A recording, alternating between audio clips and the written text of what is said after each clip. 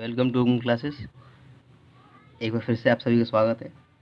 आज 10th class lesson 1 रासायनिक अभिक्रिया एवं समीकरण के पाठ के प्रश्नों का उत्तर लगाएंगे। इससे पहले हम पहले लेक्चर में बात कर चुके हैं, पूरे थ्योरी के बारे में बात कर चुके हैं। पेज नंबर 6 पर पहला प्रश्न है, वायु में जलाने से पहले मैग्नीशियम रिबन को साफ क्यों किया जाता है। प्रश्न एक बार फिर, वायु में जलाने से पहले मैग्नीशियम रिबन को साफ क्यों किया जाता है। ठीक है, तो इसके लिए मैंने बताया था आपको। तो इसका आंसर है फ्रेंड्स, मैग्नीशियम रिबन पर आर्द्र वायु के प्रभाव से मैग्नीशियम ऑक्साइड की सफ़ेद रंग की परत जमा हो जाती है। यह परत मैग्नीशियम के जलने में बाधक होती है। इसीलिए हम क्या करते हैं, मैग्नीशियम रिबन से मैग्नीशियम ऑक्साइड की परत हटाने के लिए रेगमाल का इस्तेमाल करते हैं। मतलब मैग्नीशियम क्या होता है, हमारा Mg होता है। ठीक है, और ये ऑक्सीजन से क्रिया करके क्या बना देता है, Mg2 बना देता है इस तरीके से। ठीक है, क्या बना देता है, मैग्नीशियम ऑक्साइड की परत बन जाती है मैग्नीशियम रिबन पर, जो कि जलने में बाधक होती है। तो उसको रेगमाल से हम साफ करते हैं। रेगमाल से साफ करने के पश्चात तब वो वायु में जलती है। ठीक है, प्रश्न संख्या 2 है, निम्नलिखित रासायनिक अभिक्रियाओं के लिए संतुलित समीकरण लिखिए। कुछ अभिक्रिया दे रखी हैं 3, इनके संतुलित समीकरण लिखने हमको। ठीक है, जिसमें पहला है hydrogen plus chlorine, arrow headline hydrogen chloride. ठीक है, तो क्या है, हम काय की अभिक्रिया करा रहे हैं, हाइड्रोजन है और क्लोरीन है। एरो हेडलाइन क्या बन गया, हाइड्रोजन क्लोराइड बन गया। ठीक, तो दूसरे का पहला प्रश्न है हमारा, हाइड्रोजन और क्लोरीन की अभिक्रिया करा के क्या बन रहा है, हाइड्रोजन क्लोराइड बन रहा है। हाइड्रोजन को हमेशा H2 लेते हैं, कभी भी H नहीं लेना, और क्लोरीन को Cl2 लेते हैं। ठीक है, अब इसको बैलेंस करो, इधर H2 है, Cl2 है, तो यहाँ 2 लगा दो। ठीक है, तो हमारा पहला प्रश्न क्या है, हाइड्रोजन प्लस क्लोरीन बराबर क्या, हाइड्रोजन क्लोराइड। हाइड्रोजन हो गया, क्लोरीन हो गया, क्या बन गया, हाइड्रोजन क्लोराइड। ठीक है, अब दूसरा प्रश्न पढ़ते हैं इसका, barium chloride plus aluminium sulphate और बेरियम सल्फेट और एल्यूमिनियम क्लोराइड ये है। तो बेरियम क्लोराइड क्या होता है हमारा, बेरियम क्लोराइड BaCl2। तो बेरियम क्लोराइड होगा BaCl2 प्लस, उसके बाद क्या है, एल्यूमिनियम सल्फेट। एल्यूमिनियम सल्फेट क्या होता है, Al2SO4 का होल थ्राइस। ये हमारा एल्यूमिनियम सल्फेट हो गया। ठीक है, अब उसको रिएक्ट करा क्या बन रहा है, बेरियम सल्फेट बन रहा है, BaSO4 बन रहा है, प्लस अब क्या बचा हमारे पास, वो अलग निकाल दो। तो barium chloride BaCl2, aluminium sulphate Al2SO4, barium sulphate बन गया एल्यूमिनियम क्लोराइड। एल्यूमिनियम क्लोराइड था AlCl3। ठीक है, अब इसको बैलेंस करना है। प्रश्न बोला है कि barium chloride, aluminium sulphate, barium sulphate और एल्यूमिनियम क्लोराइड, अब इसको बैलेंस करना है। देखो यहाँ पे SO4 कितने, 3 है, यहाँ SO4 केवल 1 लगा हुआ है, तो यहाँ 3 कर दो इस तरीके से, 3 हो गया। अब 3 होने से Ba कितना हो गया, Ba 3 हो गया, यहाँ Ba 1 ही है, तो Ba भी यहाँ पे कितने लगा दो, 3 लगा दो यहाँ। तो ये Ba कितने हो गए, 3 हो गए, और SO4 कितने हो गए, 3 हो गए।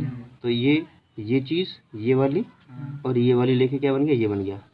ठीक है, अब हमारे पास क्या बचा है, हमारे पास बचा है Cl, 3 दूनी 6 Cl और Al कितने, 2 बचे हैं, तो यहाँ लगा दो 2, Al 2 हो गए, Cl कितने हो गए, 6 हो गए। तो ये हमारा क्या, बेरियम क्लोराइड है और ये एल्यूमिनियम सल्फेट है। क्या बन गया, बेरियम सल्फेट और एल्यूमिनियम क्लोराइड। ठीक है, तो ये हो गया दूसरे का दूसरा। अब देखते हैं दूसरे का तीसरा। अगला है सोडियम और जल की अभिक्रिया करा के क्या बन रहा है, सोडियम हाइड्रोक्साइड और हाइड्रोजन गैस मुक्त हो रही है। ठीक है, तो सोडियम का फॉर्मूला जानते हैं क्या होता है, Na, और जल का क्या होता है, H2O, और सोडियम हाइड्रोक्साइड क्या होता है,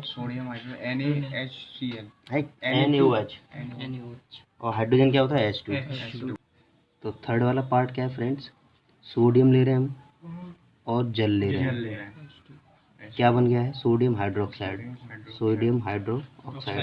और हाइड्रोजन गैस निकल रही है। ठीक है, अब इसको बैलेंस करना है दोस्तों।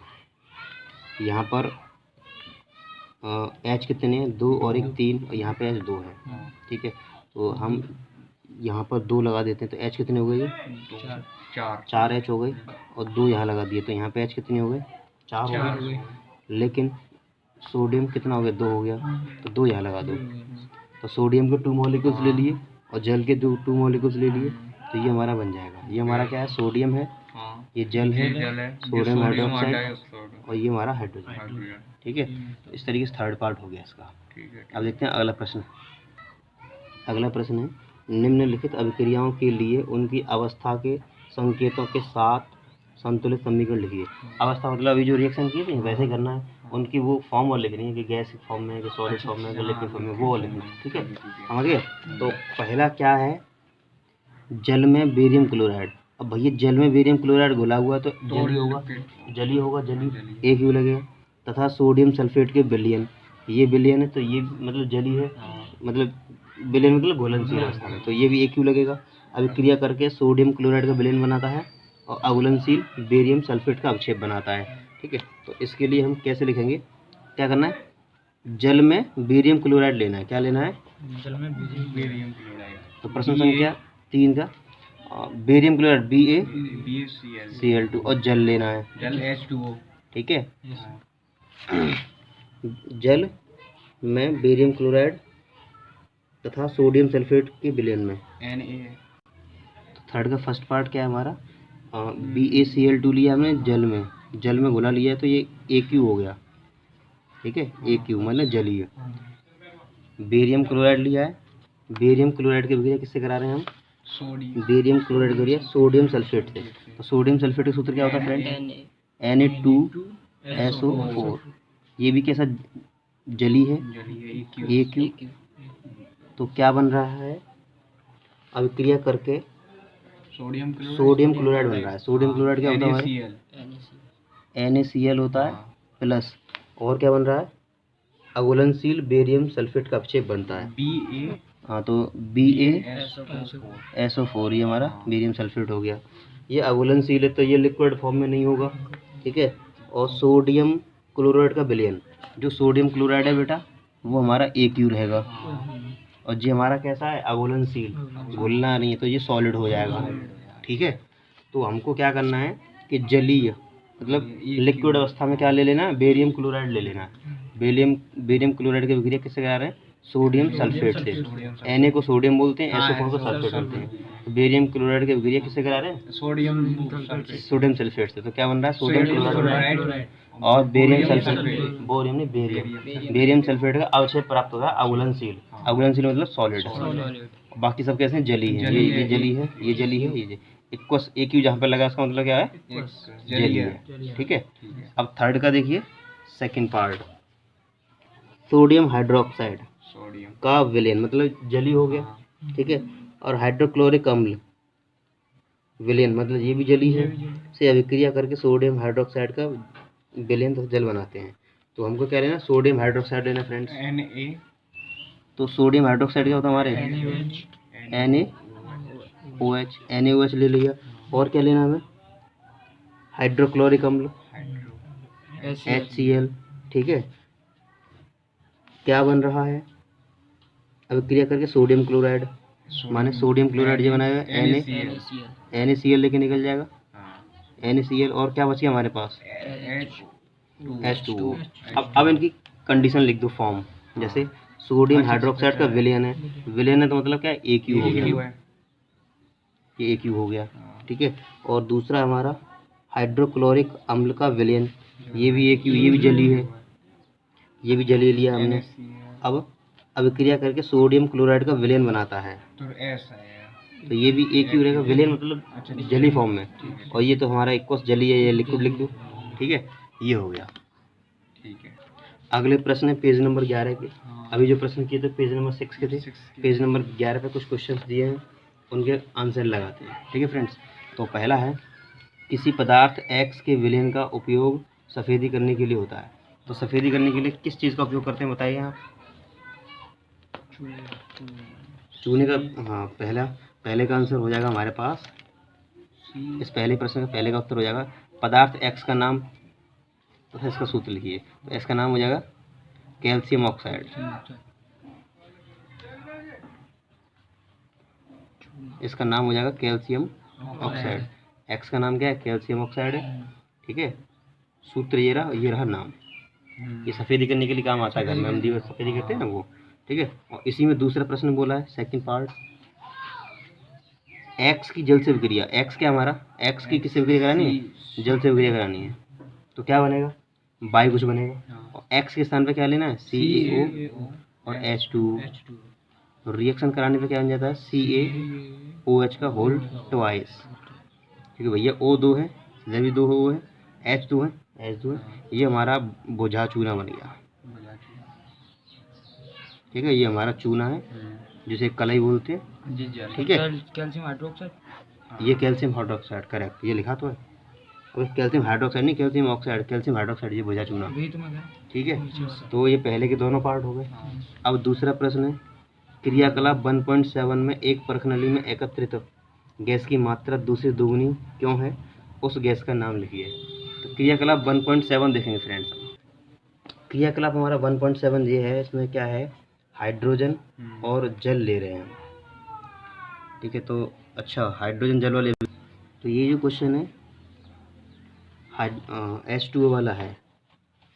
तो सेकंड क्वेश्चन जो है इसका, हाइड्रोजन के 2 और ऑक्सीजन के 2 ले लेते हैं। तो ये क्या बनता है फ्रेंड्स? H2O बन जाता है। लेकिन यहाँ पे ऑक्सीजन 2 है, यहाँ ऑक्सीजन 1 है। बैलेंस करने के लिए हमको यहाँ 2 लेने पड़ते हैं, तो ये 2 हो गए। अब O 2 हो गए और हाइड्रोजन कितने हो गए? 4 हो गए। ठीक है, तो हम यहाँ देख पा रहे हैं इसमें जो ऑक्सीजन की मात्रा जो है, ऑक्सीजन की मात्रा 2 है और हाइड्रोजन की मात्रा कितनी है? 4। तो ऑक्सीजन गैस को हमने कितना लिया है? 2 लिया है, और हाइड्रोजन का कितना लिया है? 4 लिया है, ये 2 गुना लिया है। ठीक है, ये हमने पेज नंबर 6 के क्वेश्चन आंसर किए, 11 के किए। अब देखिए पेज नंबर 15 के, जिसमें पहला प्रश्न है, जब लोहे की कील पर कॉपर सल्फेट के विलेन में डूबा जाता है तो विलेन का रंग बदल क्यों जाता है? लोहे की कील को हमें कहाँ डालना है? कॉपर सल्फेट के विलेन में डालना है। लोहे की कील को कहाँ डालना है हमको? कॉपर सल्फेट के विलेन में डालना है। पेज नंबर 15 का, लोहे की कील होता है हमारी Fe, उसको कहाँ डालना है? CuSO4, कॉपर सल्फेट के विलेन में डालना है। ठीक है, तो क्या होता है कि हमें मालूम है कि आयरन की तुलना में, मतलब Fe जो है अधिक क्रियाशील धातु है और कॉपर कम क्रियाशील धातु है। तो अधिक क्रियाशील धातु क्या करती है? कम क्रियाशील धातु को हटा देती है और खुद आ जाती है इसकी जगह पर। तो ये क्या बन जाता है? ये हट जाता है, ये लग जाता है, तो FeSO4 और कॉपर अलग हो जाता है। तो इसका विलेन जो होता है पहले बेटा नीला नीला होता है। कॉपर सल्फेट का विलेन कैसा होता है? नीला होता है। लेकिन आयरन की छड़ डाल दे उसमें, जैसे मान लो कि ये हमारा कॉपर सल्फेट का विलेन है, CuSO4 का विलेन है, और इसमें हमने लोहे की छड़ डाल दी, लोहे की कील डाल दी Fe। तो जैसे इसमें हम डालेंगे तो उसका नीला कलर धीरे धीरे गायब हो जाता है। क्यों हो जाता है? क्योंकि Fe जो है कॉपर से अधिक क्रियाशील है, इसको विस्थापित करके खुद बैठ जाती है। ठीक है, इस तरीके से इसका धीरे धीरे कलर गायब हो जाता है। क्रियाकलाप 1.10 से भिन्न द्विविस्थापन अभिक्रिया का एक उदाहरण लिखना है। तो द्विविस्थापन अभिक्रिया क्रियाकलाप 10 कहाँ है? ये 1.10 क्रियाकलाप है। ठीक है, इसमें एग्जाम्पल दे रखा है, ये द्विविस्थापन का एग्जाम्पल है। ठीक है, ये द्विविस्थापन का एग्जाम्पल कैसे है फ्रेंड्स? इस बात को हम बताएं कि सल्फेट पर होते हैं 2 नेगेटिव, ठीक है, और Ba पे 2 पॉजिटिव। तो Ba और SO4 लेके बन गया BaSO4, और बचा क्या? Cl2 बच गया हमारे पास और N2 बच गया, तो ये अलग निकल दिया। ठीक है, तो ये हमारा द्विविस्थापन अभिक्रिया का एग्जाम्पल है। लेकिन प्रश्न में हमसे पूछा है इसके अलावा कोई और एग्जाम्पल लिखिए, जो बुक में नहीं है। हाँ, जो इसमें नहीं दे रखा वो हमको लिखना है। ठीक है, तो उसके लिए एक ऐसा एग्जाम्पल देखना है जहाँ पर आयनों की साझेदारी से रिएक्शन हो रही हो। ठीक है, तो इसके लिए एक एग्जाम्पल लिखेंगे हम। क्या? इसके लिए एग्जाम्पल ले लिया हमने, हम ले रहे हैं बेरियम क्लोराइड और पोटेशियम सल्फेट ले रहे हैं। हाँ, ये बेरियम क्लोराइड हमारा, ये पोटेशियम सल्फेट है। इनकी रिएक्शन जब कराते हैं तो ये क्या हो जाता है? BaSO4 लेके अलग भाग जाता है। ठीक है, वो बन जाता है बेरियम सल्फेट बन जाता है। अब प्लस हमारे पास क्या होता है? पोटेशियम, 2 पोटेशियम बचे हैं और 2 क्लोरीन बचे हैं, तो इसको हम CL KCl टू लगा टू देंगे। KCl, ठीक है। तो ये दूसरा एग्जाम्पल हो गया द्विविस्थापन अभिक्रिया का, ठीक है। ठीक है फ्रेंड्स। ये द्विविस्थापन अभिक्रिया का दूसरा एग्जाम्पल हो गया। SO पे 2 नेगेटिव और Bl पे 2 पॉजिटिव, तो ये लेके अलग चला गया। Cl और ये दोनों अलग चले गए, ठीक है। नीचे दी गई अभिक्रिया के संबंध में कौन सा कथन सत्य है, उससे पहले बता दें ये हमारे एक्सरसाइज के हैं। इससे पहले चल रहे थे जो बीच बीच में प्रश्न होते हैं वो थे। अब हमारे जो पार्ट खत्म होने का प्रश्न उत्तर होते हैं वो हैं ये, ठीक है।